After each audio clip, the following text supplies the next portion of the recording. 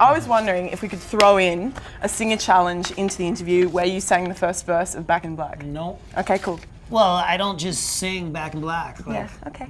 That's not how it works. Yeah. I warm up. You gave me a half hour, I could fucking do it. Yeah.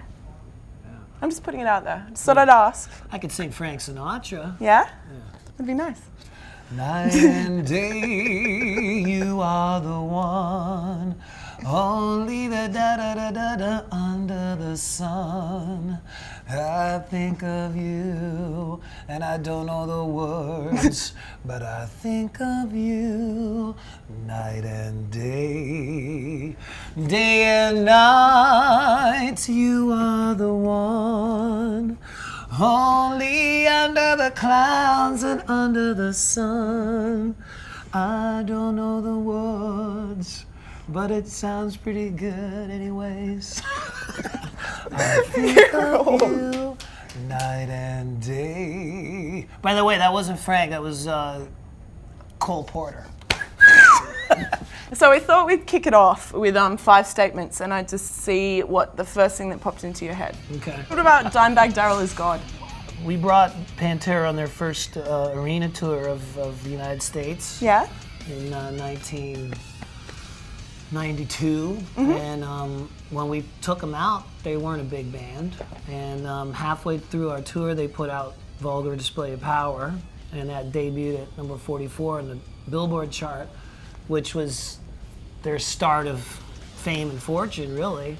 And you know, he was one of my great dear friends and stayed in my house, you know, slept in my guest room, and it's fairly... No, yeah, no, it's part of you thinks, you know, like, you know, what if you didn't take him on tour? You know, what if you didn't do this, or what if you didn't do that, or how would things work out differently? So it's... What was it like writing that Believer tune with him? I really love that, Believer. Oh, that's an Ozzy Osbourne song. Wicked? We did a tribute to Randy Rhoads for Japan, and I called Dimebag and I said, will you play guitar on this? He's like, fuck yeah, I will, you know. So he did it, and that was a really fortunate thing that I got to do a one studio song with Dimebag. All these other, No! Let there be rock. Let there be rock. And there was rock. Let there be sound. Yeah. There was sound. Let there be light. There was light. Let there be guitar. There was guitar.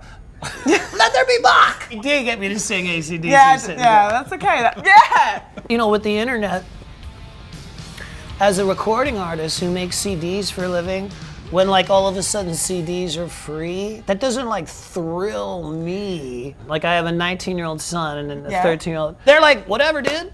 They look at me like, well, I got 3 heads. I go, that's wrong for you to be stealing that music. They're like, what fucking planet are you on, dude? Like, what year is this? And I'm like, you know this big house you live in, dude? Where the fuck do you think that came from? Like, guess what? If this was 89, we'd be living in a shack. You know what I mean? I mean, I got that from selling records, son.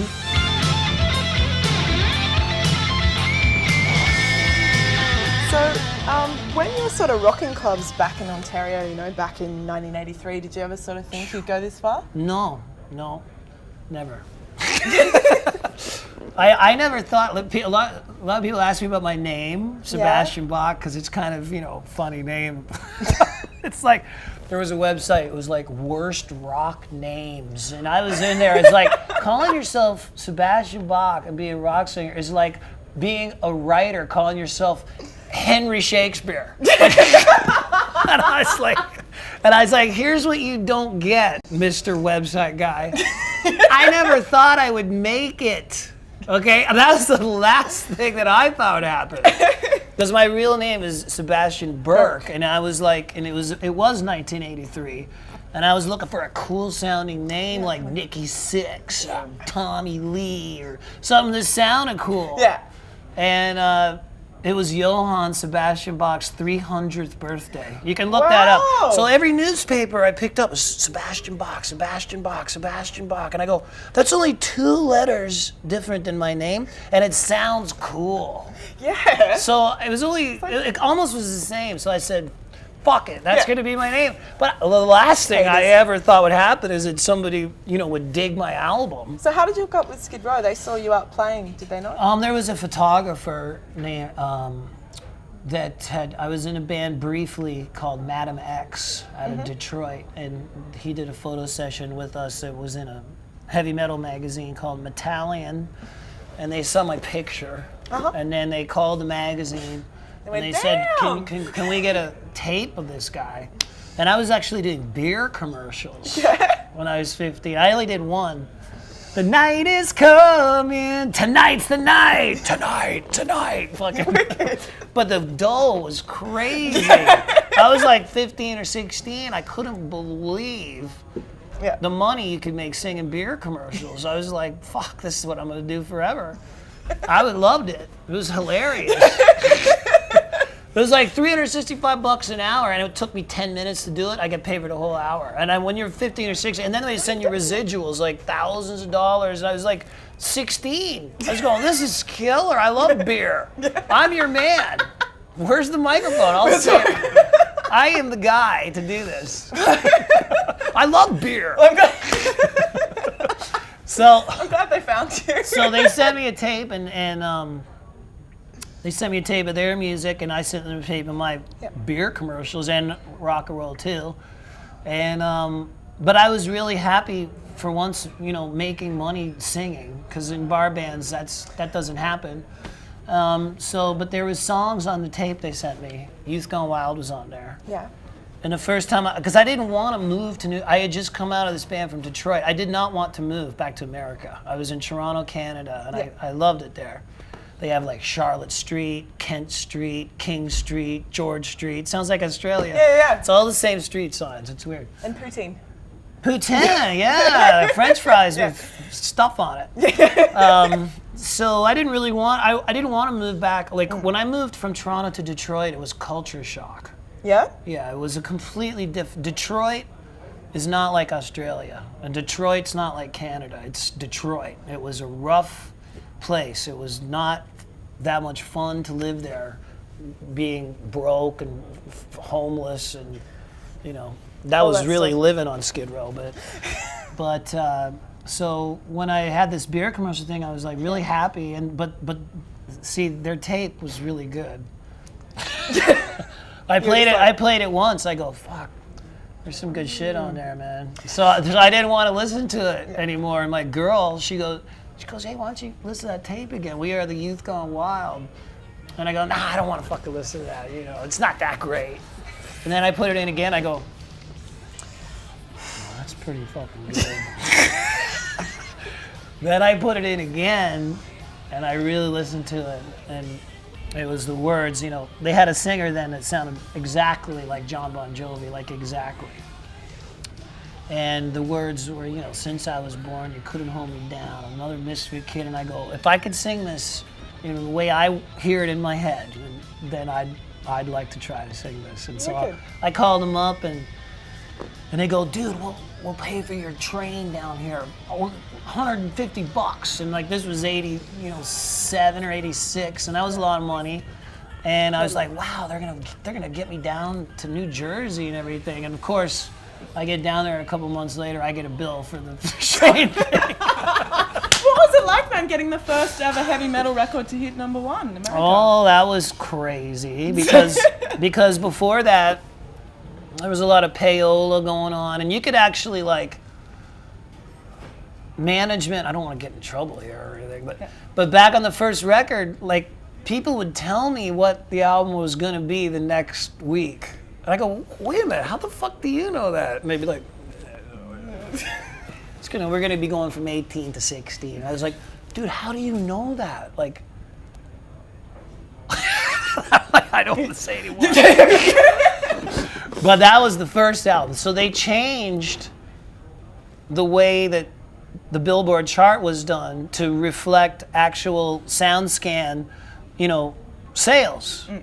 So we were the first band that when they changed the chart over, we put out a record just by coincidence. And we were on tour with Guns N' Roses at the time, and we put out a record, and our album debuted at #1. And it was the first album to do so since Michael Jackson Bad, like in 7 or 8 years. Wow.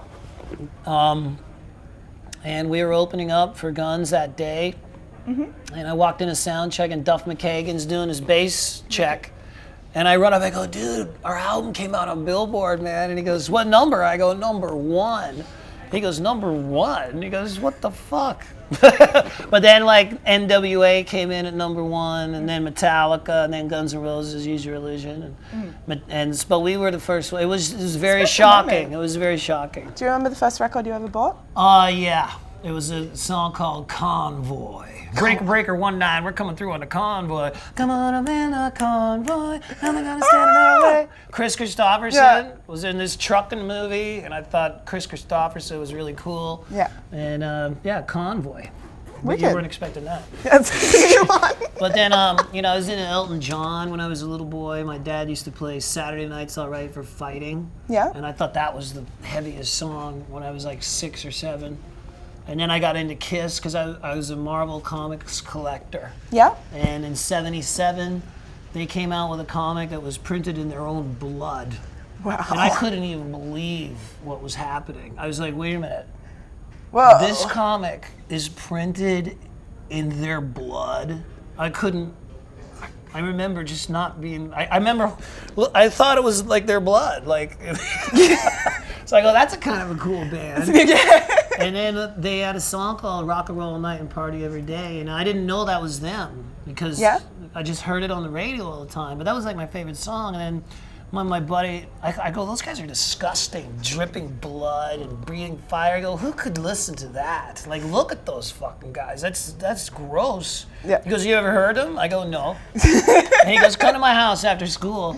And he put the needle down, and it was Rock and Roll All Night. And I go, that's my favorite song. I go, you mean that's these guys? And I couldn't put the two together. It was all downhill from there. So did you sing from when you were quite young? Or Yeah, I was in the church choir. Wicked? I was a lead soprano in my church choir Of course when you I was were. a little boy at an Anglican church in Peterborough, Ontario, and I used to go. I was like 8 years old doing that, and I used to go rehearse on Tuesday and Thursday nights in the church. Yeah. And then Sunday morning we would have to be there at 7:30 in our cossacks and our gowns, and I would sing church, Requiem in aeterna, Jose Jesu Domine Nostrum, all Latin psalms, and Wicked. and then all the Christmas was the best time to sing, all the high harmonies, In Excelsis Deo, and all that. Wicked. That's where I fell in love with singing. Do you think it sort of stoked your fire to make majestic songs, sort of grand songs that fill a room? I guess so. I just really, very simply, I just love to sing. Like I love it more than probably anything. I'd say, there's one thing too that's pretty fun, But other than that, singing's like the most fun you can have standing up. As I say in bed. Singing's the most fun you can have vertically. Yeah, indeed.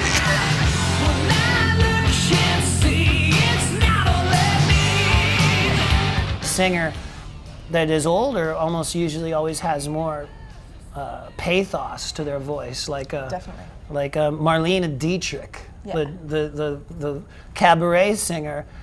I was watching something on her the other night, and they're saying, well, she didn't have a great voice, but it's not about that. It's like her experience, her life will come through when she sang, and that's, to me, a great singer. Like Willie Nelson or Neil Young.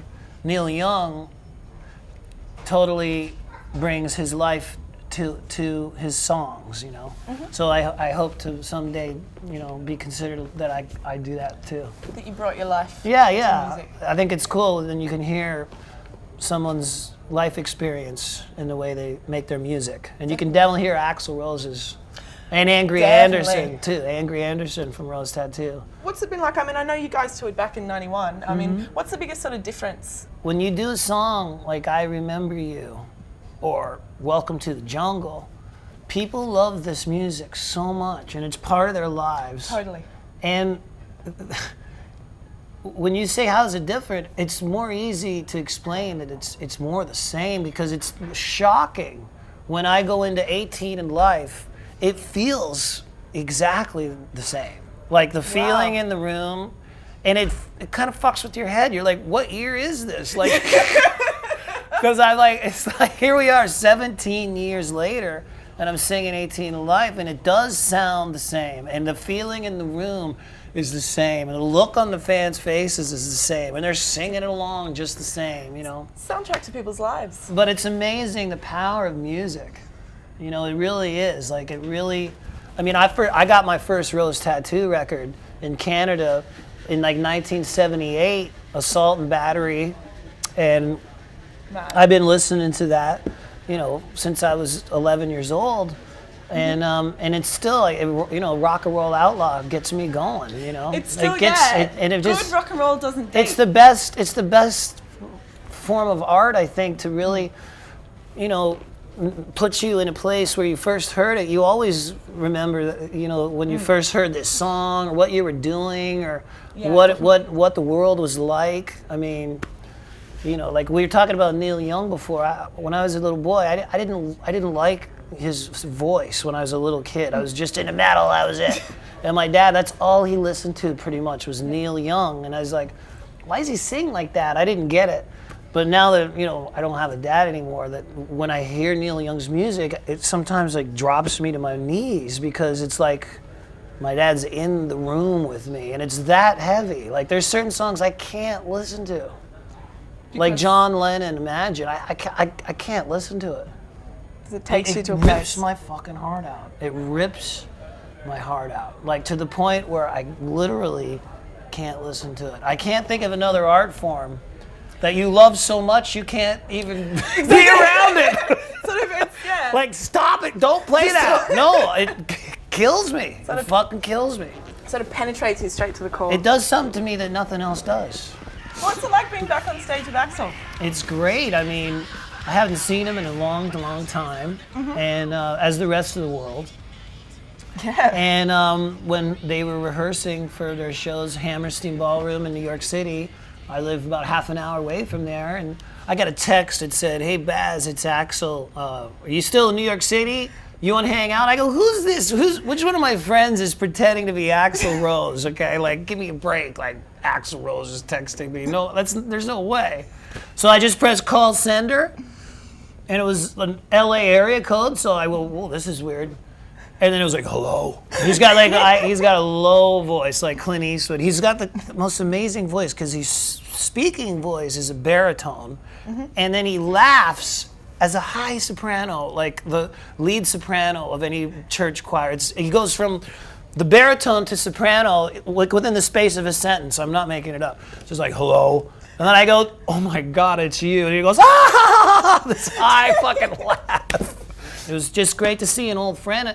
And as a fan, I mean, he is probably the greatest rock singer to ever live, and I'm counting him up with Janis Jopin and James Brown and Jimmy Barnes and Bon Scott, and you know, the best rock and roll singers ever in history of the world. Can you tell us the story of your boots? My boots. Look at these boots. Check these out. So Axl calls me to come to Milan, Italy. I'm sitting at home. He's like, "Dude, get on the fucking plane. I want you to come and sing with me at Gods of Metal." I go, "Dude, I'm in New Jersey. Okay, you're in Italy." He goes, "Get the fuck to Newark Airport." He goes, "I want you here. I got shit to do." He goes, "Listen to me. Nothing will be bigger than you coming and doing this. So go straight to the gig, do Gods of Metal." Did Night Train with him and My Michelle. Had a great time. Perfect. Then the next day he goes, "Hey man," he goes, because I wear rock shirts and stuff. He's like, "You need a fucking upgrade, man." I go, "What?" He goes, "You need some new threads, dude." And I'm like, "What?" And so he took me to Yves Saint Laurent in Milan and have this haute couture guy come in and like show us these boots and stuff and like Italian leather Yves Saint Laurent boots. Wow. And he's like, I got him a black and brown and suits and all this stuff. I go, why are you doing this, man? Because I'm not in the tax bracket to just boom, boom, boom. Coach you with these Axl. are crazy. And I go, why are you doing this? He goes, hey, I'm just having a good time, man. I hope you are. And I'm like, yes, I'm having a good fucking time. What's your fondest memory? My fondest memory really is the musical Jekyll and Hyde that I did. That is the number one memory for me. Because after doing the rock and roll and selling 20 million records, I didn't know if I would ever do anything in my life that was as big and as cool as what I had already done. Mm-hmm. And when I got a chance to star on Broadway in Jekyll and Hyde as Dr. Jekyll and Mr. Hyde, it was something that was so unexpected. And I also didn't know if I could do it myself. I always knew I could rock, but I didn't know if I could memorize 300 pages of Old English. Like within each of us there are two separate natures, two distinct personalities, one dark, one light, one good, one evil. It is the curse of all mankind that these two extremes should be constantly at war. It's like, I can't do this. There's no way. I don't have the brain cells left to fucking pull this off. And my agent goes, dude, just go and see it. See if, you're... And I watched it. And at the time, my dad was dying of leukemia and bone marrow cancer. And the play, Dr. Jekyll and Mr. Hyde, is all about Dr. Jekyll trying to save his dying father, and inventing drugs to use to save his father, but the Board of Governors won't let him, so he uses the drugs on himself, and then Mr. Hyde appears, and for my dad to come and watch me do a play about me saving my dying father while he's dying in the second row. Wow. And of course the actor who plays my dad in the play's name's David, and of course that's my dad's name. I mean, that's the way my life is. It's all very... Art imitates life with me, or life imitates art. It's all one thing. And for me to be able to give that performance and for him to see it and be so proud that I did a Broadway show, and that was my top memory of my life. Definitely. The many faces of Sebastian Bach. Oh, Dr. Jekyll, Mr. Hyde. There's two of them. Now, that was the best. On a lighter note, Trailer Park Boys. Oh yeah. How did this? You get that here? You get that here. Yeah. Trailer Park Boys is nothing like Broadway. Yeah. That's totally like just shift it up. Well, I love the Trailer Park Boys. It's the funniest show. Bubbles has been on tour with us in Australia, partying. No way. Axl, when he flew me to Milan last year, now he's flying Bubbles around. Bubbles was in Perth, in Adelaide. I think the first night in Brisbane, he jams. He does Liquor and Whores with the band, and he's one of our best friends. Wicked. Because I showed Axl the Trailer Park Boys, the episode with Alex Lifeson from Rush that gets kidnapped, and he couldn't believe what he was seeing, and he loved it. He loved it so much. Excellent. Thank you very much. Thank you very much. You. Right on. Mwah.